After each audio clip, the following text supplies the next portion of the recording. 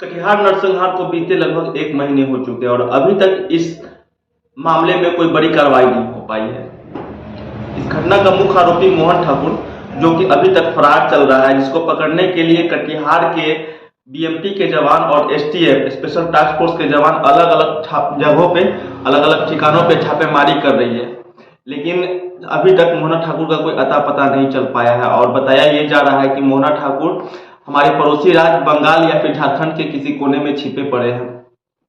लेकिन सबसे बड़ी बात यह है कि जब ये घटना हुई थी कटिहार में, तो इस घटना को जो रूप दिया गया है वो कटिहार नरसंहार के साथ साथ यादव नरसंहार का रूप दे दिया गया और बताया गया कि ये जो जुल्म हुई है सिर्फ यादवों पे हुई है।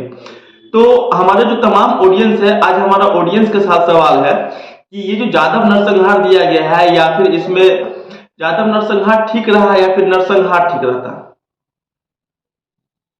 क्या यादव जो मरे थे वो आदमी नहीं थे, या फिर मारने वाले सिर्फ भूमिहार ही थे? भूमिहार के साथ क्या अन्य लोग नहीं थे? या फिर इस घटना का जो मास्टरमाइंड मोहन ठाकुर कहा जाता है, क्या अकेले ही उसने सभी को मार दिया? एक आदमी 7 लोगों पे भारी पड़ गया, या फिर मोहना ठाकुर के साथ कुछ और भी लोग शामिल थे? बहुत बड़ा सवाल है। इस घटना के बारे में ये बताया जा रहा है कि 2 गुटों के बीच वर्चस्व को लेकर के ये घटना हुई थी और लड़ाई हुई थी, जिसमें दोनों तरफ से फायरिंग हुई थी, दोनों तरफ से गोलियां चली थी। मतलब ये कहना मुश्किल था कि कौन से गुट के लोग मारे जाते हैं। हो सकता है कि जो 7 यादव मारे गए वो नहीं मारे गए होते। हो सकता है कि उन लोगों के द्वारा मोहना ठाकुर के गैंग पे भारी पड़ गया होता, जिसकी वजह से मोहना ठाकुर के लोग मारे जाते। क्योंकि जब गोलियां दोनों तरफ से चल रही थी तो यह कहना मुश्किल हो जाएगा कि कौन मारा जाएगा। ऐसे में देखा जा रहा है कि जो 2 गुटों के बीच में इतनी बड़ी झड़प हुई थी, उस झड़प में जो लोग मारे गए वो लोग निर्दोष नहीं थे, वो लोग क्रिमिनल माइंडेड आदमी थे जो मारे गए। जिन 7 लोगों की पुष्टि हो पाई है, सभी के सभी का क्रिमिनल रिकॉर्ड रहा है। घटना में टोटल 23 लोगों को नामजद किया गया था, जिसमें सबसे ऊपर का जो नाम है वो मोहना ठाकुर है, उसके बाद संजय ठाकुर है, उसके बाद एक एक करके टोटल 23 लोग शामिल है और नीचे से लगभग 7 से 8 लोग, इस एफआईआर में 7 से 8 लोग यादवों का भी नाम आ रहा है। मतलब इससे तो एक चीज स्पष्ट है कि भूमिहार और यादव का जो लोग कह रहे हैं कि ये वर्चस्व को लेकर के लड़ाई है, ये नहीं है। क्योंकि इस गैंग में जो लोग मारे गए हैं उन लोगों को मारने में कुछ यादव लोग भी शामिल है। सूत्रों से यह भी पता है कि 2 यादवों के गुट में मारपीट हुई थी, लेकिन मोहना ठाकुर की छवि को खराब करने के लिए मोहना ठाकुर को फंसाया गया। हालांकि मोहना ठाकुर की अगर बात की जाए तो मैं उनका पक्ष नहीं ले रहा हूं, क्योंकि मोहना ठाकुर का इस घटना से पहले भी बहुत सारा क्रिमिनल रिकॉर्ड रहा है। और अगर आप यूट्यूब, फेसबुक और न्यूज चैनल को उलट लेंगे तो मोहना ठाकुर के बारे में सैकड़ों ऐसे न्यूज मिल जाएंगे जिसपे उसको क्रिमिनल बताया गया है। और मोहना ठाकुर अभी तक कई बार जेल भी जा चुके हैं। मेरा कहने का उद्देश्य ये नहीं है कि मैं मोहना ठाकुर का पक्ष ले रहा हूं या फिर मैं यादव समाज का पक्ष ले रहा हूं। मैं किसी का पक्ष नहीं ले रहा हूं। मनुष्य एक सामाजिक प्राणी है और ये समाज के बिना नहीं रह सकता है। और जो हत्या हुई है ना, वो मनुष्य की हत्या हुई है, आदमी की, ना कि किसी जाति की। जो लोग इस घटना में शामिल है, जिन लोगों ने इस घटना को अंजाम दिया है, उन लोगों को तो सजा मिलनी ही चाहिए और कड़ी सजा मिलनी चाहिए।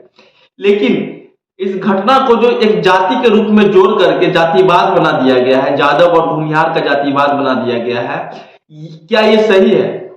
क्या बिहार में ऐसा ही होना चाहिए? सभी यादव अगर भूमिहार के दुश्मन हो जाएंगे, सभी भूमिहार यादव के दुश्मन हो जाएंगे तो लोग आपस में कट मर जाएंगे। आखिर क्यों ऐसा चल रहा है? जो लोग आपस में भाईचारे की तरह रह रहे थे वो आज एक दूसरे के खून के प्यासे क्यों हो गए? इस घटना में बहुत सारे लोग आए, बहुत सारे लोगों ने अपनी प्रतिक्रियाएं दी। इस घटना के यादव समुदाय के 2 बड़े बड़े नेता आए थे, संतोष रेणु यादव और पप्पू यादव। संतोष रेणु यादव फटा ढोल तो कहा ही जाता है, लोग कहते ही हैं उनको। एक बार इनकी चेक भी बाउंस हुई थी। अपने आप को यदुवंशी सेना के अध्यक्ष बताते हैं। और अगर बात करें ना उनकी स्पीकिंग पावर की, बोली की, तो बोली में तो थोड़ा सा भी मिठास नहीं है। जहां भी जाते हैं ना अपने विवादित बयानों से घिरे रहते हैं। ऐसा ही हुआ इस मामले में भी। आए जिस जगह पे घटना हुई थी वहां पे आए और अपनी विवादित बयानों से लोगों का ध्यान अपनी ओर आकर्षित किया।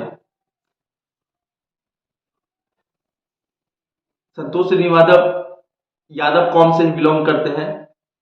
तो अब क्या कहा जाए, इसे उनका क्रोध कहा जाए या फिर लोकप्रियता कहा जाए या फिर पॉपुलैरिटी पाना कहा जाए। क्योंकि जब किसी व्यक्ति को अपने जाति से रिलेटेड अगर क्रोध होता है तो उस क्रोध को जिंदा रखता है, उस ज्वालामुखी को जिंदा रखता है और तब तक जिंदा रखता है जब तक उसको न्याय न मिल जाए।